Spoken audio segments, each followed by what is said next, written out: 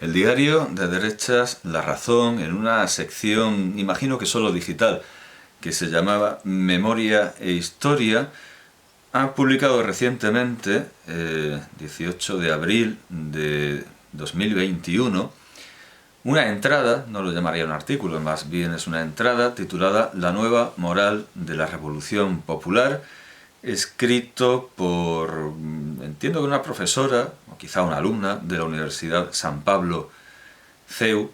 En realidad lo que pone es CEU San Pablo, pero no sé lo que es CEU, imagino que es centro... No sé lo que es, la verdad, pero es una universidad privada más o menos conocida. La autora se llama Cristina Barreiro y la entrada se titula La nueva moral de la Revolución Popular. Y la entradilla dice: el periódico editado en Valencia La Hora, órgano de las Juventudes Comunistas y Socialistas Unificadas, hacía un claro llamamiento al adoctrinamiento de la juventud y mujer en la lucha. Naturalmente todo esto es de interés para un diario de derechas porque casualmente o no, el órgano de difusión del partido hasta ahora más exitoso en el espectro de la izquierda radical se llama La Última Hora. Es el órgano, es como el Pravda del partido Podemos, que hasta hace muy poco encabezaba a los comunistas y a los radicales izquierdistas, a los bolcheviques, pero ahora no sé muy bien qué va a pasar. Ya digo que todo esto es una casualidad o no. Se llamaba La Hora y el Pravda español se llama La Última Hora. Este artículo ha tenido muchísima difusión y muchísimo éxito, curiosamente no por nada que haya dentro de él, sino por la imagen que lo encabeza, la imagen que sirve de pantalla, de portada, estamos hablando en términos digitales, y que no se puede leer ni se puede abrir, simplemente se puede ver entero si uno busca el titular, si uno busca el titular de esta página. Imagino que estará en la Biblioteca Nacional, en la Hemeroteca Nacional, digitalizada, pero bueno, no lo he mirado porque yo entiendo que la gente que lo ha hecho correr por las redes ha hecho lo mismo que yo y ha buscado el titular y le ha salido la fotografía. Yo ahora mismo tengo la fotografía de esta página, que yo entiendo, bueno, no sé si es la portada, no tiene paginación y aparece la cabecera. Bueno, aparece en el fondo de la página, en el extremo inferior de la página, pero aparece la cabecera, La Hora, diario de la juventud. Y el titular, sea primera página o sea página interior, es La España que Franco quiere. Hay unas señoritas vestidas a la europea, son blancas, acompañadas de unos soldados moros de tez morena, uno de ellos con un fez, y una que parece una viuda vestida de negro va con un militar moro con un turbante. En un plano antepuesto hay unos niños bastante demacrados de tez morena, y en primer plano hay un niño llorando, una niña llevándose la mano a la boca, no sé si para comer o para llorar o porque le duelen los dientes o algo así. Contenta no está, eso desde luego. Y se explica esto de la España que Franco quiere, se desarrolla la idea exclamando: mujeres españolas de la zona facciosa han parido hijos negros. Jóvenes españoles, para acabar con esta vergüenza, atacad con brío, atacad hasta expulsar de nuestro pueblo a todos los, entre comillas, nacionales, traidores y a todos los invasores extranjeros. Esta portada o página interior, este fotomontaje ha hecho furor entre muchos que no sabían a lo mejor que Franco se había auxiliado de tropas moras y que los órganos de propaganda de la España republicana, o por decirlo de una manera más extensa, la zona roja, porque no estoy seguro que los anarquistas, bueno, eso lo veremos, que los ácratas estén en contra de los extranjeros por ser extranjeros. El caso es que a mucha gente le ha sorprendido. ¿Por qué? Porque vive en el mito. Los fascistas y los nazis y los bolcheviques, los comunistas, viven, a diferencia de las personas normales, que cada vez son menos precisamente porque proliferan los extremistas y estos tienen siempre a bien acabar con buena parte de sus vecinos. A diferencia de las personas normales, los fascistas y los comunistas viven en el mito, no en la razón, no en la lógica, no en el logos, sino en el mito, en el mitos. Y el mito de nuestro tiempo es uno de los mitos más importantes, no el único desde luego, es el mito de Al-Ándalus, el mito de Al-Ándalus, al que Serafín Fanjul ha dedicado páginas extraordinarias, y ese mito de Al-Ándalus se vincula con la izquierda y además de un modo particular con el andalucismo, con el nacionalismo andaluz. El mito de Al-Ándalus, según el cual, para resumirlo todo y de una manera muy sintética y grosera, como es lo que ocurre en las cabezas de quienes lo sostienen, podemos decir que los moros son de izquierdas y que el Islam es identificable con el comunismo. Por eso el partido cuyo órgano es La Última Hora, no La Hora, este diario de la juventud, este diario comunista valenciano. Por eso Podemos felicita el Ramadán, pero no lo vamos a ver nunca decir en público una Semana Santa para la reflexión. No va a decir nunca eso, aunque como ejercicio de su vida privada haya líderes y jerarcas de Podemos, aunque no creo que estén ya dentro, que salen en procesión, como diría Sabina, que va en romería con la cofradía del Santo Reproche. No quiero ser el fantoche que va en romería con la cofradía del Santo Reproche, pues en Cádiz el jerarca de Podemos lo hace, va en romería, va con su cirio, etc. Cabalgar la contradicción es eso. El Islam es de izquierda, ese mito existe entre nuestra izquierda y hay que defender a los pobres inmigrantes de los fascistas que quieren oprimirlos y darles caza. No invento nada y no exagero entre las barbaridades que... Vamos a ver, quiero decir, ellos viven en el mito. Hay una realidad. En esa realidad es cierto que los inmigrantes magrebíes han sufrido atrocidades y pienso, recordando las noticias, pienso en casos que han reportado los periódicos y que más allá de la fantasía de los periodistas, indudablemente, y de su mala interpretación del lenguaje judicial y de los sumarios, más allá, yo lo que he leído, los casos que he leído, más allá, como digo, de lo que uno pueda confiar en los periódicos, pero en la prensa está, negro sobre blanco, he leído acerca de cacerías humanas, terratenientes que han cazado a tiros inmigrantes. He leído un caso de una compraventa de seres humanos, un inmigrante que se vendió como esclavo con un contrato de esclavitud mucho más aberrante que el de la película Astico de Jaime de Armiñán, porque incluía el derecho de sus nuevos amos a sodomizarlo, a este nuevo esclavo. He leído verdaderas atrocidades que se cometen contra los inmigrantes africanos, pero al mismo tiempo también sabemos que esa realidad tan reacia a mitos incluye pobres africanos que han entrado en nuestro territorio asaltando la valla de Melilla, armados con ácido, con garfios, con ganchos, con todo tipo de objetos punzantes, con botellas llenas de sus propias heces, en fin. La realidad no está para mitos, No podemos decir ni que somos una tierra de acogida, ni que los pobres inmigrantes son siempre víctimas, porque la realidad no tiene que ver con los mitos. Igualmente, los neofascistas,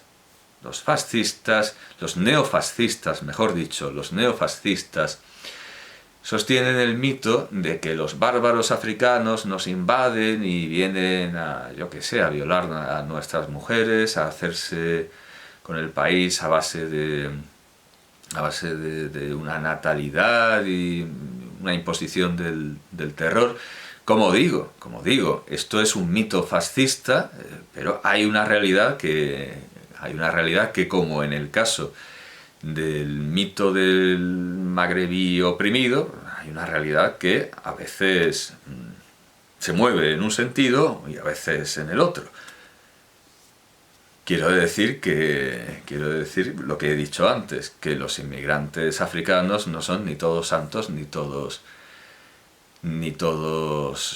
bárbaros que vienen a invadirnos y a violar a nuestras mujeres. Esto en Italia, este mito fascista de que los africanos son bárbaros que vienen a hundir nuestra civilización y a violarnos, este mito en Italia tiene un poco de sentido que lo defiendan, o que se haga de creer, porque la historia es la historia, y en Italia están muy presentes las marroquinadas en el recuerdo de todos, las marroquinadas, las terribles marroquinadas, las atrocidades que cometieron los soldados moros que iban con las tropas francesas, muy similares a las atrocidades que cometieron los soldados moros que iban, y aquí viene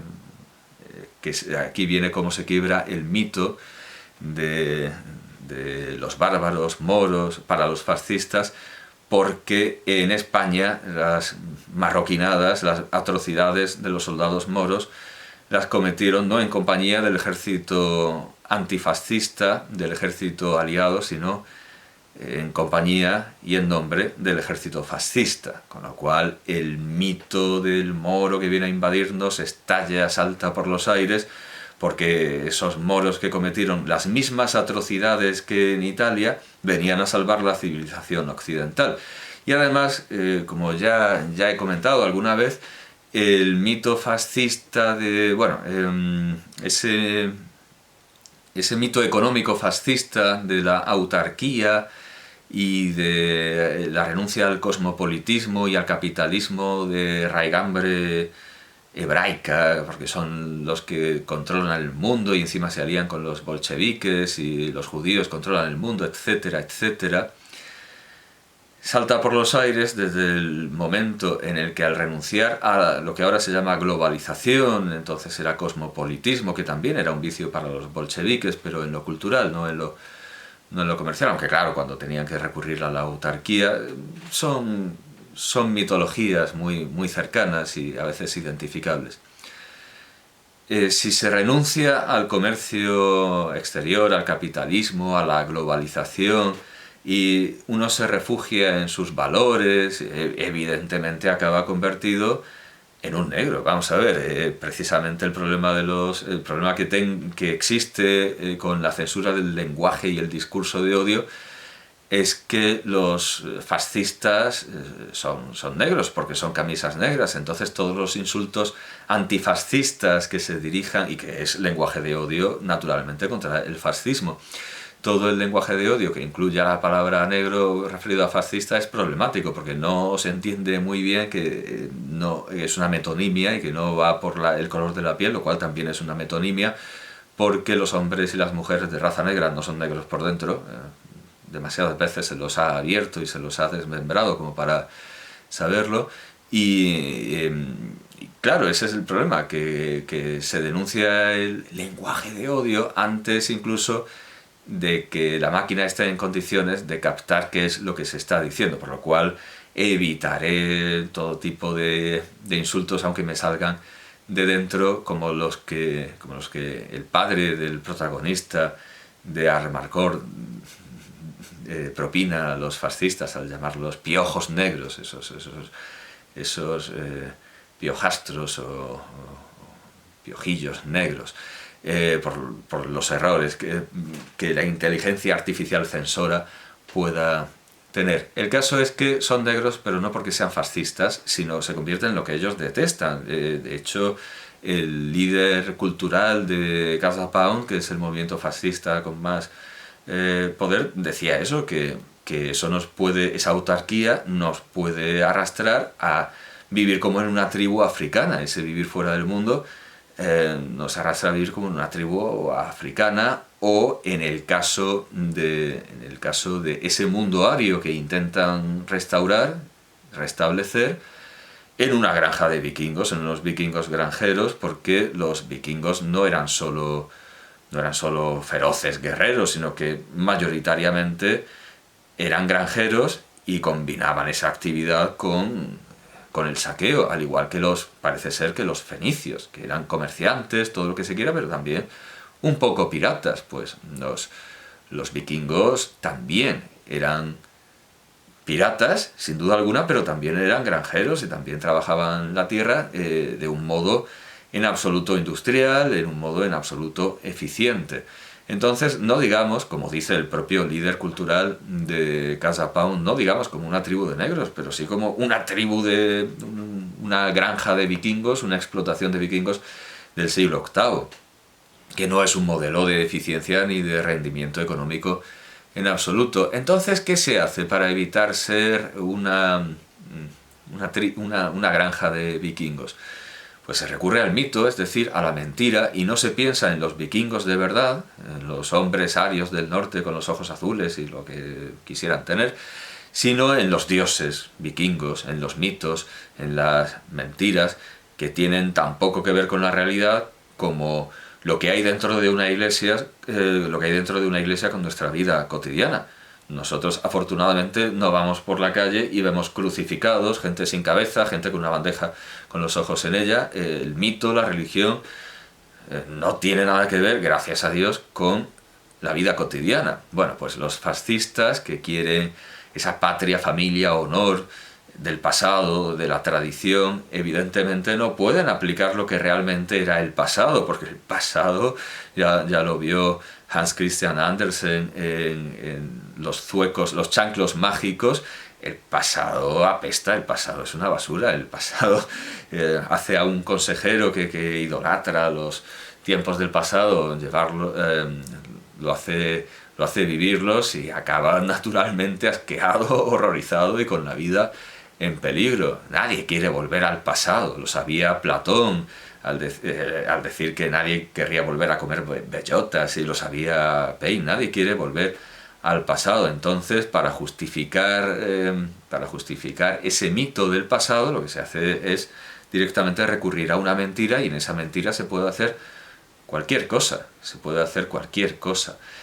En el caso, ya lo digo, de esa maurofobia fascista en Italia, tiene sentido, porque uno puede recurrir a un autor que en absoluto es un piojo negro como Alberto Moravia, y en La Chochara, que aquí se traduce como La Campesina, y bueno, y en la magnífica película que se inspiró en la novela, la impresionante película con Sofía Loren, que se inspiró en la novela. Tiene motivos más que suficientes para tener presentes las marroquinadas que existieron y fueron una atrocidad sobre una atrocidad. En España, sin embargo, la cosa es muy distinta, porque claro, por un lado tenemos el testimonio de las atrocidades moras antes de la Guerra Civil, en otro autor nada sospechoso de fascismo como es Sender. Nada sospechoso de fascismo en absoluto. Por cierto, por curiosidad, ¿de qué es la J de Ramón Sender? Espero que no sea de José. Sí, Ramón José Sender. Yo no sé por qué se pone una J. Ramón José Sender. Bueno, Ramón José Sender, que no es sospechoso de fascismo en absoluto, nos cuenta las atrocidades de los moros, y al mismo tiempo, curiosamente, Luis con Y, Luis Santamarina, que sí es fascista, que sí es falangista, Luis Santamarina, nos cuenta las atrocidades imitadas de los moros por los españoles, perdón, no todavía por los fascistas. Luis Santamarina es el reverso de Ramón José Sender. Sí, se oye el camión de la basura, de Ramón José Sender, y nos cuenta, es el mundo al revés, porque un fascista nos cuenta las atrocidades de los españoles contra los moros, y alguien que no es fascista en absoluto como como Ramón José de Sender nos cuenta las atrocidades de los moros contra los españoles. Por otro lado, hay que tener en cuenta también que, bueno, que por supuesto las atrocidades de los moros existieron. Hay que tener en cuenta también, nos podemos preguntar, ¿por qué fueron posibles las marroquinadas en Italia? ¿Por qué fueron posibles? Es decir, si Francia estaba ocupada y todo el ejército francés estaba tomado por los nazis, ¿cómo fueron posibles, cómo es posible que un país ocupado, un país que está enteramente ocupado, invada Italia y traiga tropas moras y estas tropas cometan atrocidades y crímenes contra la humanidad y su líder, por cierto, está en el Panteón de París? ¿Cómo es posible? Hagamos historia, hagamos memoria. Es posible por la traición y la cobardía de los mandos franceses. Aquí no queda bien nadie. Los moros cometen atrocidades, los españoles cometen atrocidades, los republicanos cometen atrocidades naturalmente e incurren en el famoso discurso de odio, discurso de maurofobia plena, porque una cosa es que las tropas moras sean enemigas y otra darse a un racismo absurdo como este de la última hora y prevenir contra los peligros de la miscigenación y asustar a las familias republicanas, a las buenas familias rojas, con que ahora en el pueblo va a haber niños negros. Eso no lo justifica una guerra y una invasión.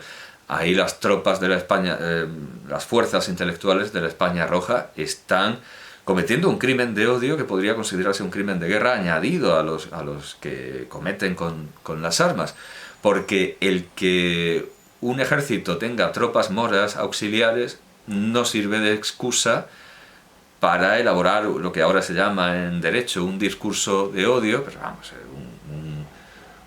un peligroso discurso racista contra la totalidad de la raza, incluso yo diría que, claro, contra todos los de tez morena, porque lo mismo le da negros que moros. Eso no lo justifica la invasión. Podríamos incluso decir que es, como digo, un crimen de guerra añadido.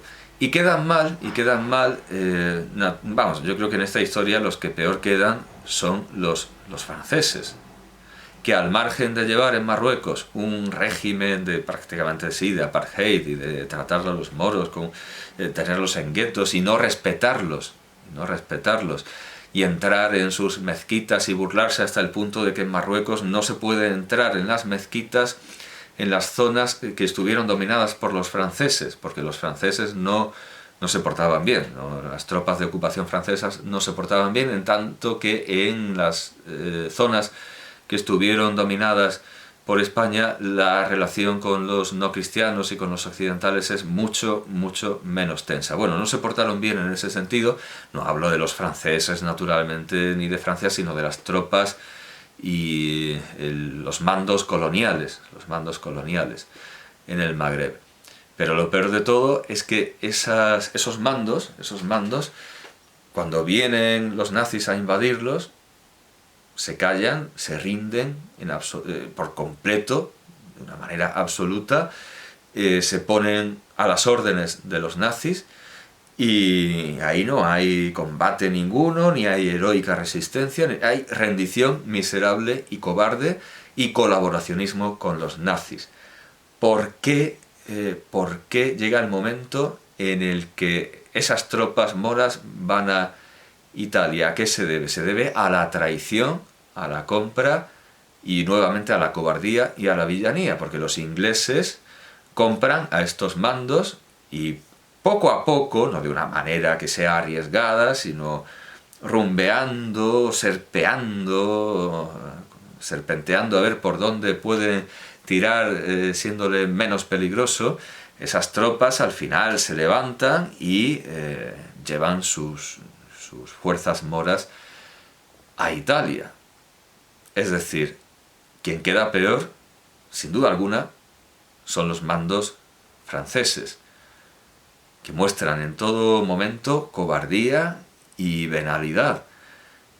Yo creo que nadie Creo que casi nadie hizo tan mal papel en la Segunda Guerra Mundial. Quizá las tropas que estaban quemando aldeas enteras, los mandos que estaban quemando aldeas enteras en Ucrania, etcétera, pero el papel como ejército de los franceses es indigno, es execrable, y como digo, el líder que consintió todas estas marroquinadas, el líder militar, está reposando tranquilamente en el Panteón de París, lo cual me parece una barbaridad.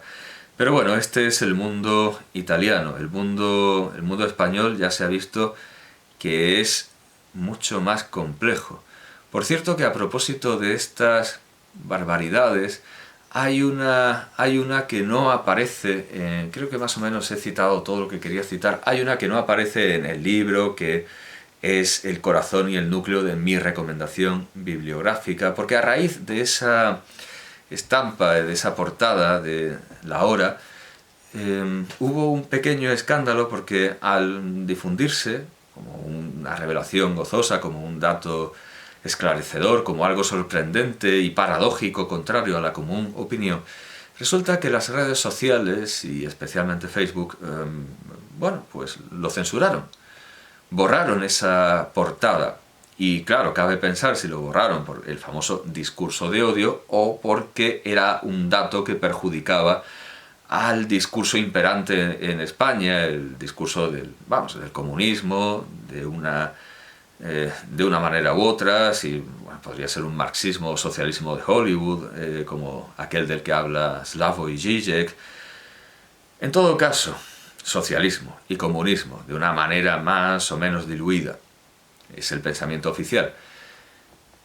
No se sabe, el caso es que acabó censurado, pero si fue censurado, sea como fuere, queda claro que las redes sociales y las inteligencias artificiales consideran que lo que hacía La Hora era discurso de odio, que es algo que es delictivo y perseguidísimo en nuestros días, y lo hacía desde la izquierda, que es buena, que es bien pensante. A raíz de esto, le prometí a Lino Camprubí, que es un escritor que se ocupa de los recovecos poliédricos del franquismo, le prometí una bibliografía sobre este asunto de la maurofobia republicana y la maurofobia roja, y al contrario la maurofilia franquista.